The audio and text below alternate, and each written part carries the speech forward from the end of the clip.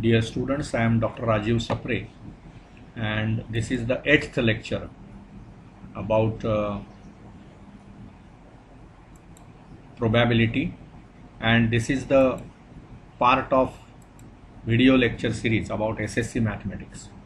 See, we were solving the problems from the final set of the questions, and some problems we have discussed. We will continue that discussion now. So we will now work on, say, problem number 7 of the problem set of chapter 5. See, what is problem number 7? 6 faces of the die are shown below. See, die, you know, there are 6 faces. मग त्याला त्यांनी दिले, त्यांनी त्या पहिल्या फेसवर ए लिहिलेला आहे, दुसऱ्या फेसवर बी लिहिलेला आहे, तिसऱ्यावर सी, चौथ्यावर डी, पाचव्यावर ई लिहिलेलं आहे आणि सहाव्या फेसवर पुन्हा ए लिहिलेलं आहे. ठीक आहे. If the die is rolled once, बघा, when die is rolled once काय होईल बघा. When die is rolled once, तर सॅम्पल स्पेस काय होणार. A, it can be first this possibility, or B, और सी, और डी, और ई, कारण ए दोनदा येण्याची पॉसिबिलिटी आहे, कारण ए 2 ठिकाणी लिहिलेला आहे. म्हणजे सॅम्पल स्पेस तुमची किती झाली, 6. ठीक आहे. आता बघा, A appears on the upper face. Events काय काय दिलेत बघा. ए हा इव्हेंट आपण घेतला. ओके, ए हा इव्हेंट मी समजा घेतला की what is the description. A appears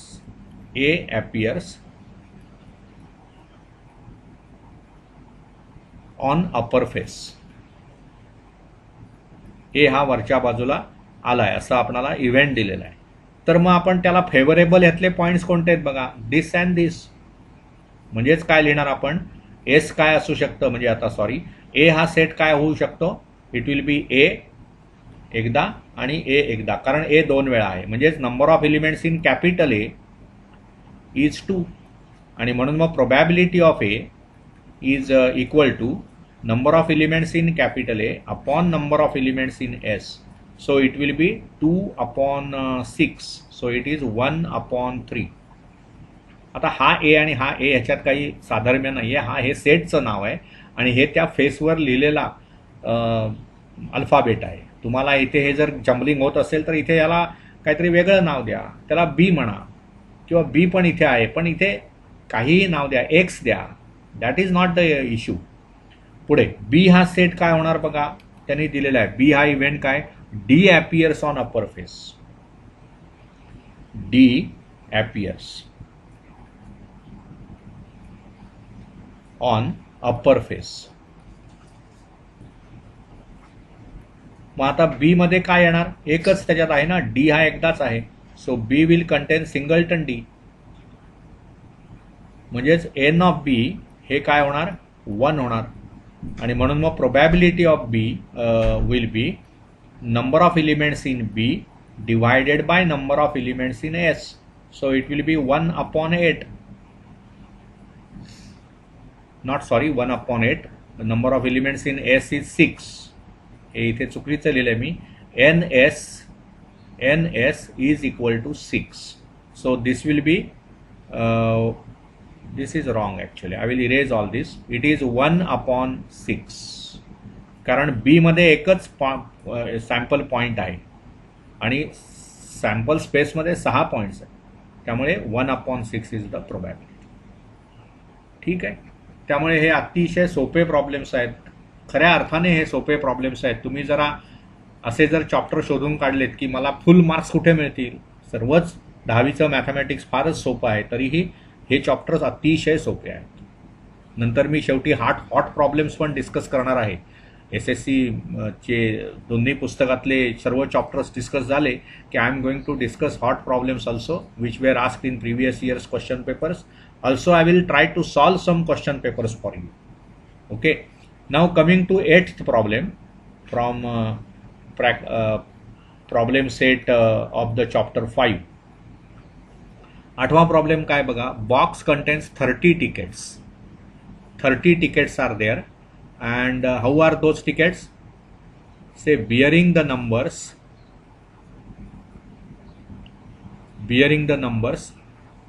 from 1 to 30. म्हणजेच काय झालं बघा, there is a box containing 30 tickets.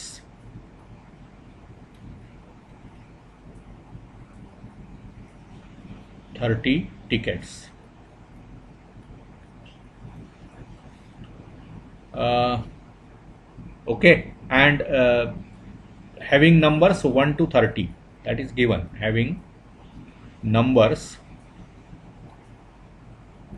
1 to 30. So what is your sample space? Because see what is happening here, one ticket is drawn at random. So as one ticket is drawn at random,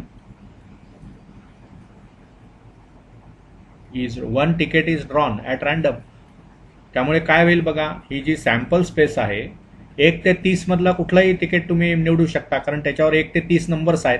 म्हणून आपण sample space काय म्हणणार, 1 2 3 4 5 etcetera, finally say 30.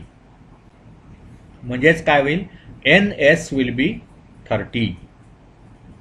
This is say result 1.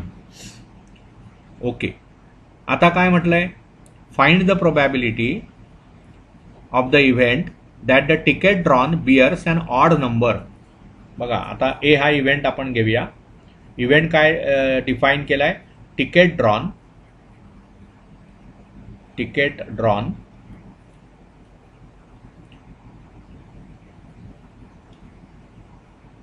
Bears an odd number, किंवा is of आपण म्हणूया, is of odd number. ठीक आहे. मग ऑड नंबर्स कुठले आहेत, म्हणजेच ते फेवरेबल. ए मध्ये कुठले पॉईंट्स येणार, मग 1 येईल, 3 5 7 9 11 13, बरोबर ना, 15, देन 17 19 21 23, देन 25, देन 27 29. 1 ते 30 मध्ये ऑड नंबर्स किती आहेत, 15. मग ते सर्व येणार. म्हणजेच नंबर ऑफ एलिमेंट्स इन ए किती आहेत, 15. मग प्रोबॅबिलिटी ऑफ ए हा दुसरा रिझल्ट म्हणा पाहिजे तर, मग probability of A is number of elements in A divided by number of elements in S. So it is 15 upon 30. So it is 1 upon 2. झाला पार्ट हा पहिला. आता दुसरं बघा, अ कम्प्लीट स्क्वेअर नंबर. म्हणजे इथे मी आता हे पुसतो, हे अगदीच सोपं आहे, काही त्याच्यामध्ये न येण्यासारखं नाही आहे, आणि हे व्हिडिओ लेक्चर आहे, त्यामुळे तुम्ही पुन्हा मागे जाऊन हे बघू शकता. जे काही तुमचं मिस झालेलं असेल ते लिहून घेऊ शकता. परंतु त्याच्यापेक्षा हे समजावून घ्या. मेन इश्यू हा आहे की आपणाला किती समजतं, हा मुद्दा त्यातला महत्वाचा आहे. ठीक आहे. बी हा इव्हेंट काय दिलाय बघा, बी हा इव्हेंट दिलाय की अ कम्प्लीट स्क्वेअर नंबर, म्हणजे ticket bears a number which is complete square.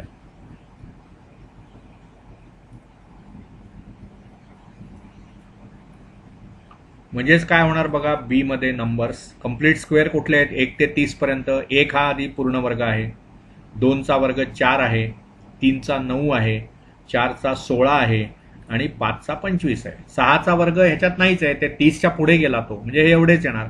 म्हणजेच नंबर ऑफ एलिमेंट्स इन बी किती आहेत बघा, 1 2 3 4 5, दे आर 5. मग प्रोबॅबिलिटी ऑफ बी किती होणार, it is number of elements in B, बरोबर ना, divided by number of elements in S. म्हणजेच ते काय होणार, 5 अपॉन 30. म्हणजेच ते काय होणार, 1 अपॉन 6. So very simple. हा पुन्हा पुन्हा मी हे म्हणत आलेलो आहे, परंतु really it is very simple problem, काही याच्यामध्ये कठीण नाहीये.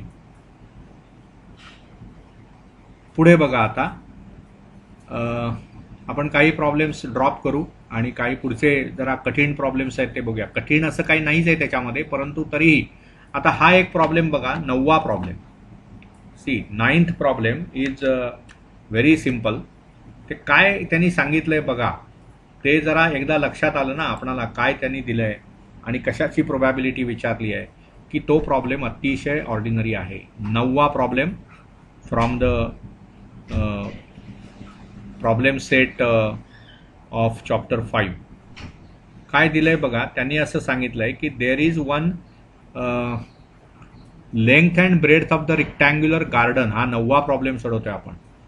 77 म्हणजे कसं बघा, लेंथ आणि ब्रेड्थ दिलेली आहे तुम्हाला एका रेक्टँग्युलर गार्डनची. समजा ही तुमची रेक्टँग्युलर गार्डन आहे, तर त्यांनी असं सांगितलंय की त्याची लेंथ जी आहे ती 77 मीटर आहे. ओके, आणि त्याची जी विड्थ आहे ती आहे 50 मीटर. ओके, त्याच्या आत एक सर्क्युलर लेक आहे. म्हणजे इथे असं समजा मी म्हटलं की हे एक सर्क्युलर लेक आहे त्याच्या आत. Okay, this is that circular lake.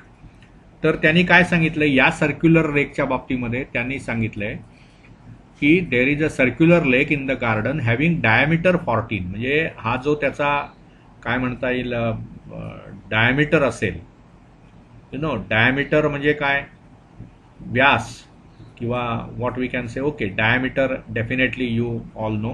So this is suppose the diameter. तो त्यांनी दिलाय तुम्हाला, हा जो डायमीटर आहे तो दिलेला आहे 14 metre.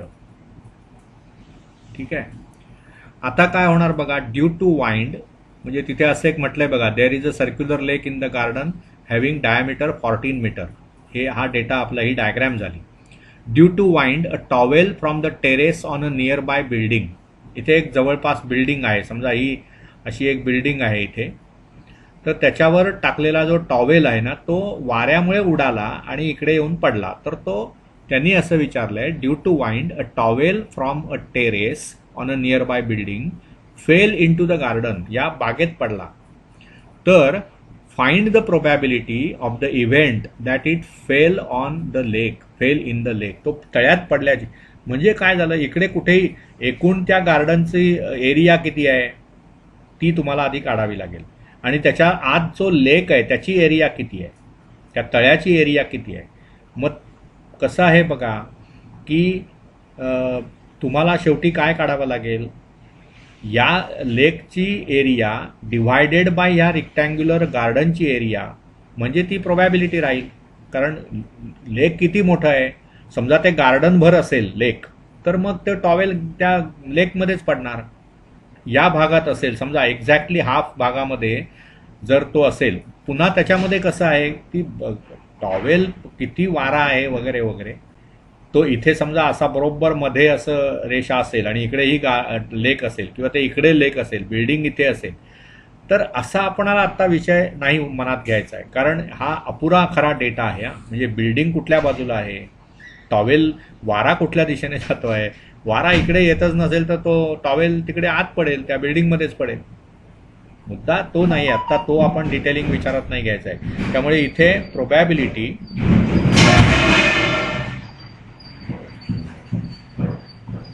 that towel will fall in a lake will be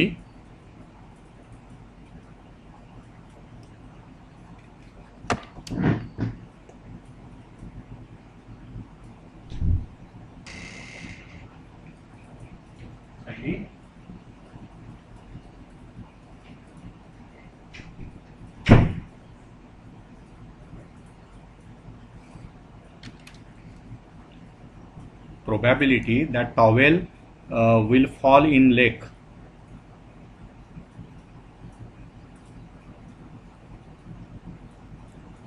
will be area of lake divided by area of garden.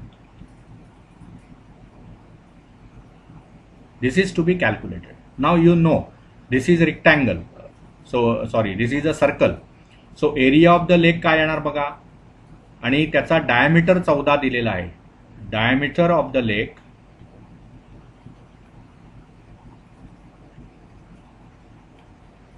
is 14. So radius is 7. So you know area of lake, you will calculate it by using pi r square formula. So it will be what? 22 by 7 into 7 into 7. So this will go आणि this will be 22 गुणिले 7. So 154 metre square ही area लेकची झाली. आता area of rectangle काढूया. I will erase all this part which is now already noted by us. Okay, so now what is important for us is it is 154 square meter. Okay, this is important for us. 154 square meter is the area of the lake. So that we will note here. Area of lake is equal to 154 meter square. Area of garden, it will be what? It is a rectangle, so you know length into breadth. So it is 77 into 14. 77 into what? It is 50 meter square. So now probability that towel will fall in lake will be 154 divided by this 77 into 50, because 77 into 50 is the area of the rectangle and area of the lake is 154. Now this you can calculate. 77 into 2 is 154 and 2 by 50 म्हणजे 121 by 25. Correct. 1/25 is the probability. म्हणजे पर्सेंटेजच्या भाषेमध्ये किती म्हणणार आपण? 4%. कारण याचा जर मी denominator 100 केला तर इकडे 4 होणार. म्हणजे 4% इज द प्रोबॅबिलिटी. पर्सेंटेज मध्ये सुद्धा प्रोबॅबिलिटी सांगितली जाते. 100 पैकी किती पॉसिबिलिटी आहे त्याची पर्सेंटेज मधली प्रोबॅबिलिटी. त्यामुळे असा हा अगदी सोपा प्रॉब्लेम आहे. त्याच्यामध्ये फक्त एरियाचे फॉर्म्युले तुम्हाला माहिती आहेत की नाही, मग ते आपण शिकलेले आहात. Area of the rectangle, area of the circle inside that rectangle, whatever, wherever it may be. But area of the rectangle is length into breadth and area of the circle is pi r square. But here diameter was given, so we first calculated its radius and then pi r square, that formula we used. So all this is very very simple, and but you are means whenever you practice such things you should definitely get very nice marks in this particular chapter. Okay, so this is about rectangle and all that. Now we will go for next problem. See here, problem number 11 we will work on first. Problem number 11 from that problem set.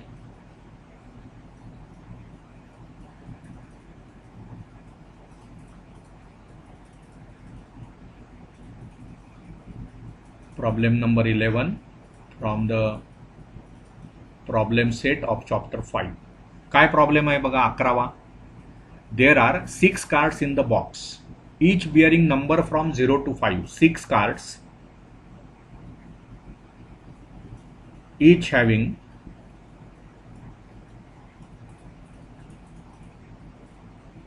number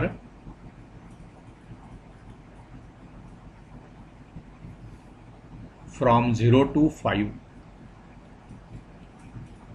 So what is the sample space here? आणि पुढे काय म्हटलंय बघा की find the probability of each of the following that a car drawn shows. So as 1 card is drawn,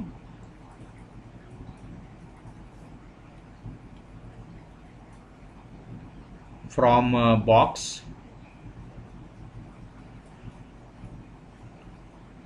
How many ways are there? It can be either having number 0 or 1 or 2 or 3 or 4 or 5. So what we can say, number of elements in sample space is 6. 0 to 5 हे 6 numbers आहेत. आता वेगवेगळ्या गोष्टी त्यांनी दिलेल्या आहेत. अ natural number, ए हा event काय म्हटलाय, card bears a natural number.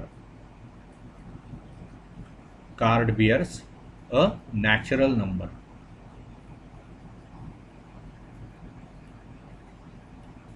म्हणजे काय होणार बघा, त्याच्यामध्ये ह्याच्यामध्ये नॅचरल 0 हा काही नॅचरल नंबर नाहीये.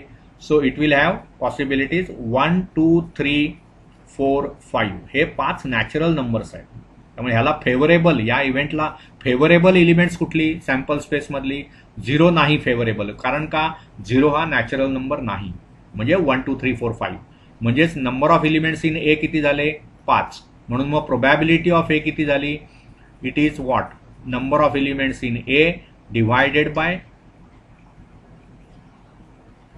number of elements in S, and so it will be 5/6. पुढे B बघा, B हा इव्हेंट काय दिलाय, number less than 1. So card bears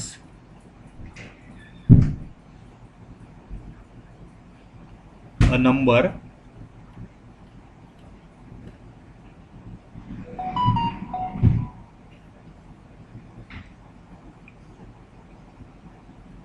less than 1. So what are the numbers less than 1 in this list? Only 0. So singleton.